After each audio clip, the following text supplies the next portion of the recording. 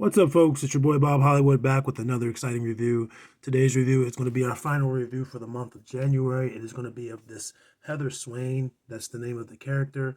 She is from the Cyberfrog comics. I believe this toy is made by All Caps Comics. That's what it says here on our box. This came out last year, 2023. This was, I believe, I can't remember if this was GoFundMe or it was another crowdsourcer. I cannot think of which one is it right now, but I got her. I bought her. She's the only one I bought in the line. She was the only one I was interested in. This is the basic version with the black chicken fry shirt. There are at least two others. I believe there might even be another one in a blue shirt, but there is this red one and then this white one that says all caps. Let me pause. Depending on how I feel about this figure, I'm going to want these other two figures. None of the Cyberfrogs or the bees really appealed to me, but for some reason this character appealed to me. I know nothing about the line. There is a bio right here. Let me back up the camera. Let me lift it for you. It says, real name, Heather Lee Swain. Species, human, homeworld, Earth. I just skipped the whole line. Height, 5'7", weight 129 pounds. First appearance, Harris Comics Cyberfrog #1. Bio, Heather is a brave and loyal friend to Cyberfrog and Salamandroid, whom she calls Froggy and Sal. Having survived the cruel stepfather and the Visp invasion, her friendship with Cyberfrog has inspired her to fight back no matter the odds and take control of her destiny. Heather loves adventure and will never give up. She's also a terrific mother to her daughter Lily Owen and makes amazing fried chicken. So that might be why she has a shirt about fried chicken. She must work at a place that serves and sells fried chicken. So I'm not going to talk anymore about the packaging. This is a solid packaging. I wish figures went back to the bubble the blisters like this for most figures. This is just cool, but she looks like she has quite a few accessories, and we're going to go into that. So I'll be right back.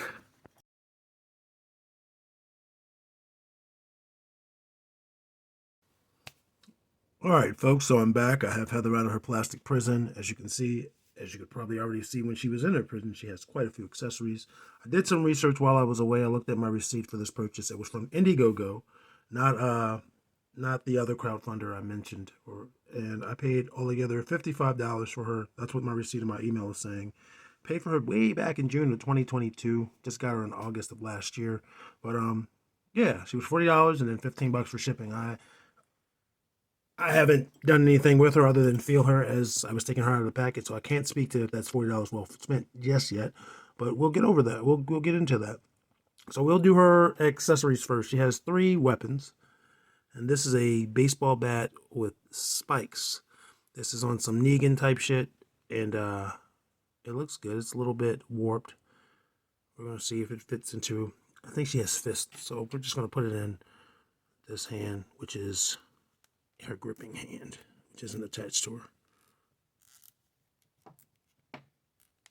And as you can see, it was a little bit of a struggle, but she's holding this bat.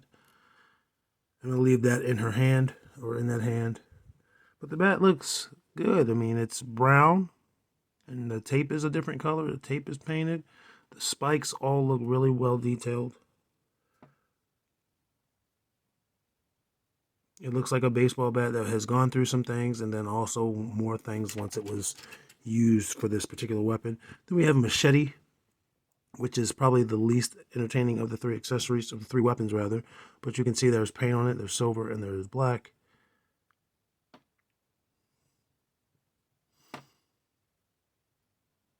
And it almost looks as if it were a real machete with the way they have these silver dots here painted. And those do feel, you can feel those. Those are, wow, you can feel those. That's awesome. And then we have an axe. And I will say again, let me go back to the machete. There is no wear and tear on the blade. It does not look like this has seen much action. This might be a brand new machete from a hardware store.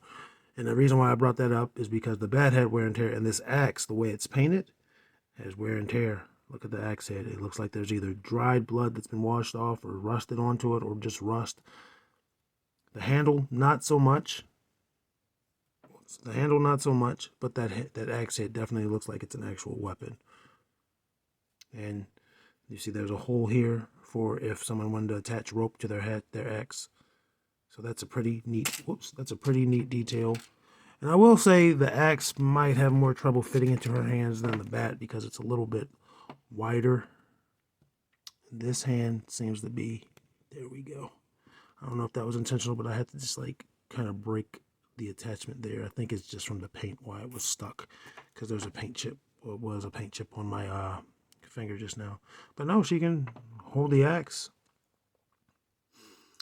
So let's go over this hand. I'm not going to take it off because, again, I want to put this hand on her body to see how she looks holding it. But you can see the details. It looks like she's wearing a glove. It's not just a hand painted gray. There's sculpting in there. And I can't remember which hand it was, but when I took it out of the box and I saw this little hole, first I thought it was just a paint defect. But no, it's by design for the glove. The gloves are really well sculpted there. You can tell that they're gloves on a hand. Let's look at her other hands, her splayed hands. Again, gloves. There's webbing there. There's wrinkles. There's wrinkles. The base of the hand is more narrow than the base of the glove. This is really good details. I'm liking what I'm seeing so far. She has 2 alternate hits. This is her scarred face. She's wearing a ponytail. Looks like she's ready for action. Looks like she might have been hit a couple of times. But she has 2 scratches on her face. And again, I've never read the comic, so I can't really say. I've never even heard of this before I saw the Indiegogo.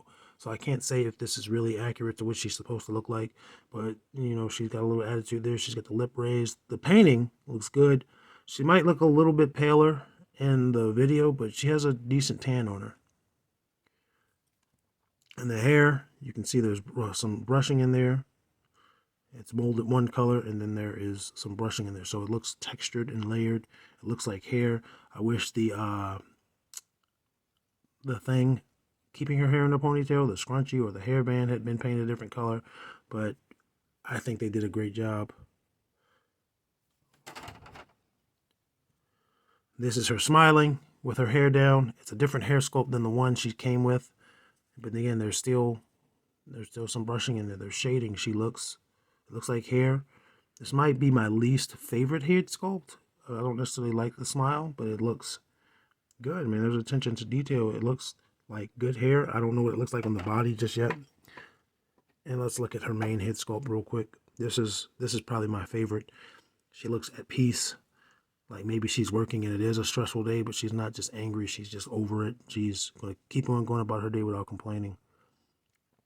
Or, you know, maybe the bills are piling up at home. This is the normal face, but look at that hair. It looks windswept. It looks like it's in motion. And for some reason, and I guess when you smile, your face widens, but her face looks fatter with the smiling face. But that makes sense. So yeah, they really went into detail. Let's see if we can get all 3 heads. Does it want to focus? Yeah, that regular head's my favorite, followed by that battle scar face, and then the smiling face. We're going to put her down because we're just going over her accessories. I just want to look at her head. Her final accessory is going to be this base. And it looks like a honeycomb. I guess that goes with the bee motif. And there are 4 different holes for this to attach. And it looks like it should just go in. The holes are, hexagons? Is hex 6? Well, these are basic things they teach you in elementary school, but that was 30 years ago. Wasn't that long, but yeah. But the base works. This part is loose, but this should be able to be tightenable. That's how my experience with bases have been, but I don't want to risk breaking anything. I'm just going to see if it'll hold her. And it's tight. This is super tight. So, this seems like it might break if I try to get her in there, even at the smallest of her. Well, I always talk too soon. All I did was just rotate her, and right now she's levitating. I need to lower the base for her to be able to stand. And I don't think, she doesn't have peg holes, I know that much, but I don't know if she needs it, and we'll go into that. It just looks unnecessary. And when I picked her up, I noticed that she does have one more accessory. I think it might just be sculpting, but I think she has a knife. Gosh darn, Heather. Nope, that's just sculpting. No knife there. All right, so we went over accessories. Let's go over her. Let's look at her. Her.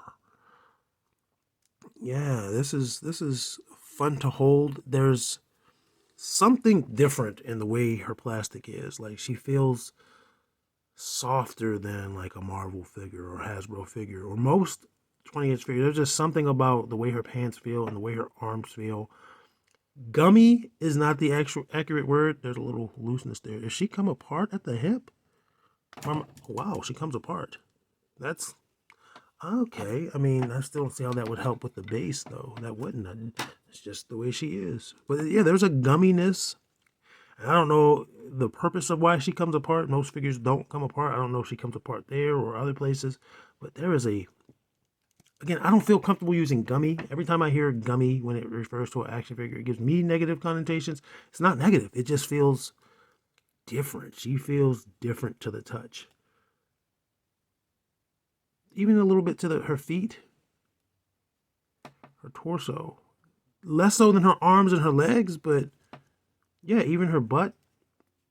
Her head feels like a head. Like, her head feels like a head. I know that that's a weird thing, but the rest of her feels different. You can see she's got a choker on.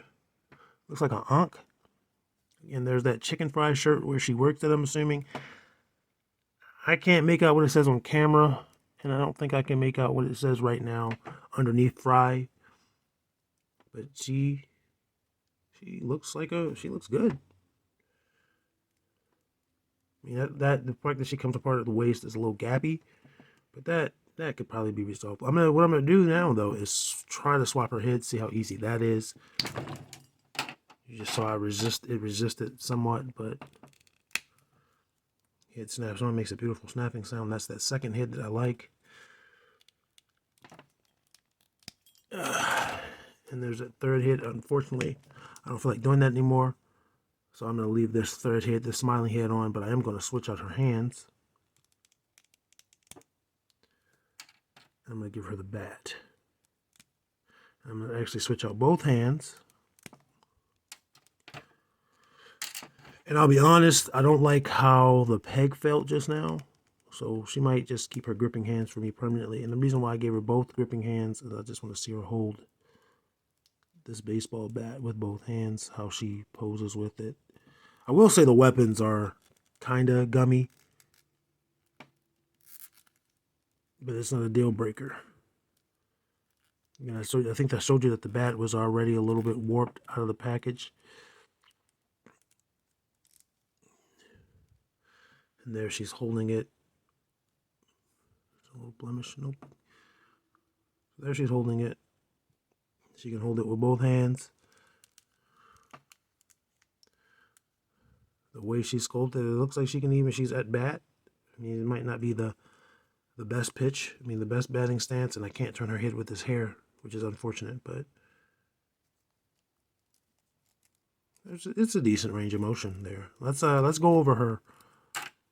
Actually, I don't know if I'm ready to go. I'm not really sure if I'm ready to go over her articulation yet, because there's some really good detailing, like her belt buckle and the rips of her shirt and pants. The rips on her pants look more by the design. The rips of her shirt more like she got into some action. Her shoes are relatively pristine though, so she hasn't had to put her foot in anyone's ass just yet. Maybe her shirt's ripped by design. All right, let's go over her articulation. Her head is going to rotate, but the hair and this ponytail here, which I just dropped, might be the easiest to do, but you're not going to get any rotation with the two longer hairs. Down that much, which is hardly anything. If anything, you can see that it's moving, but it ain't doing anything up or down. But what you can get is a little bit. She can shake her head no like that. Her arms are going to go up. Good T-pose. They're going to rotate at the shoulder, 360. And as you can see, it's running out to avoid her hair. Single double elbow. Single jointed elbow, but you get more than 90 degrees. There's also a rotation at the bicep. Her hands are on horizontal joints, and it looks like that's that way for all of them. So she's not banging out with a gun. They also rotate. Her waist, as you saw earlier, rotates at that just under her bust. And then again, just below her stomach, and that separates. I don't know if anything else separates her legs. She would almost be able to give you the split if it wasn't for this knife, which is probably the hardest part on her, and not named her shoes. So if that knife wasn't there, both of these legs I would imagine would go up just like that. She'd give you the Jean-Claude's. There's a thigh cut. Both of her feet are going up at the same time, but are they both gonna do it? I'm trying to see if I can get it to do it just one. You can, but you can see they're meant to go, not meant to go together, but they go together. But as you see, I can do it separately. It just takes some convincing of the plastic. Double jointed knee goes back that far. You would think maybe she could kick her ass, but she can get nowhere near her ass. And then there is only a forward hinge here. So no pivot of the ankles at all.